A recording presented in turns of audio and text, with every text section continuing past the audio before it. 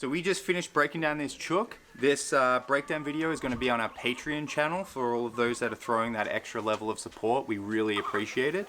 For anyone just watching on YouTube though, I just want to talk about our chooks and what we like to do. So once we've broken down our chook, which is a grass-fed organic chook grown right here on the homestead and butchered, it's as paddock to plate as it comes, and we're honestly just thrilled with all you can do. We don't have any issues like dry breast anymore. We can specifically cook different parts of the chook based on meals and the strengths that that cut has with those meals, instead of only eating thigh because thigh is the juiciest part, or only eating breast because we want the leaner cut.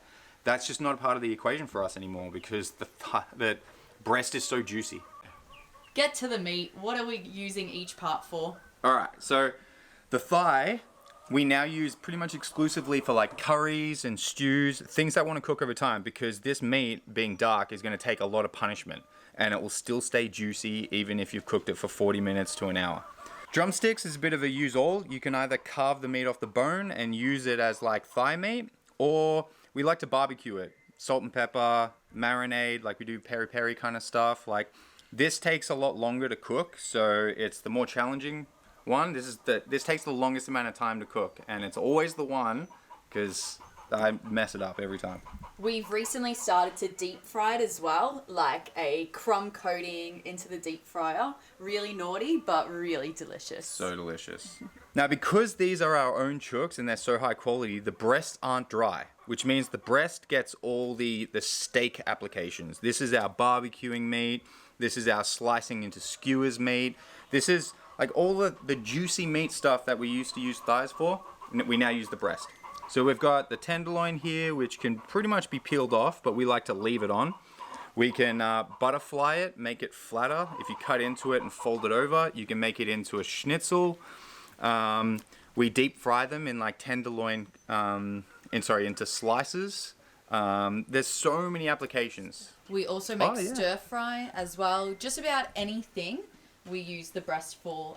Anything that's not slow cooked. Fast meals is breast. Yeah. Plus also, because we're in control of the size of our chooks, instead of buying like a standard size from a butcher, we can actually let the chooks wait that extra week or half a week just to get that extra level of fat. And look at that breast. It's massive. So Di and I, it is just the two of us, but this one breast will sort us out for a meal. We only need half a breast each. And in the past, we'd need a whole one each. Yeah. You can also mince it up in a blender pretty easily and make chicken burgers, which are delicious. Yeah, absolutely. Next thing is the wings. The wings we tend to just add on to other meals. Like if we don't have enough thigh or something like that, I'll kind of throw these in with the curry, and then it's like, I don't mind eating off the bone. Di will have the curry, I'll eat the wings. Otherwise, there's actually more of a breakdown that you can actually do. You can cut off the wingtip, put it in your stock, throw it in with the chook, and then you're left with the winglet and the mini drumstick. And so you can cut through the center there, and then you've immediately got 4. So what we also like to do is every time we break down a chook, we collect these. And then we guilt-free end up with a giant packet of like 20 winglets that we can then marinate and cook up when we have guests or when we're feeling snacky or like a little bit of a lazier meal. You know, you just barbecue it. I also like to fry it up with salt and pepper and then put it in the oven with an aioli on top. My dad used to do this as a kid and it's so delicious. Yeah, I mean, it's chicken wings. What's not to love? Cool. And then lucky last thing. Lucky last thing is the carcass. I don't ever really try to get every little bit off this because it's just going to make a great stock. When you make a stock, I can't recommend this more. When you make a stock, you only need to cook it for about 40 minutes. You'll have gotten a lot of the gelatin out, but the leftover meat on this will actually cook perfectly in 40 minutes. So you can pull this out and carve off the excess. So carve out these sections, all the back meat and all that kind of stuff. It's all just going to lend really well to your soup.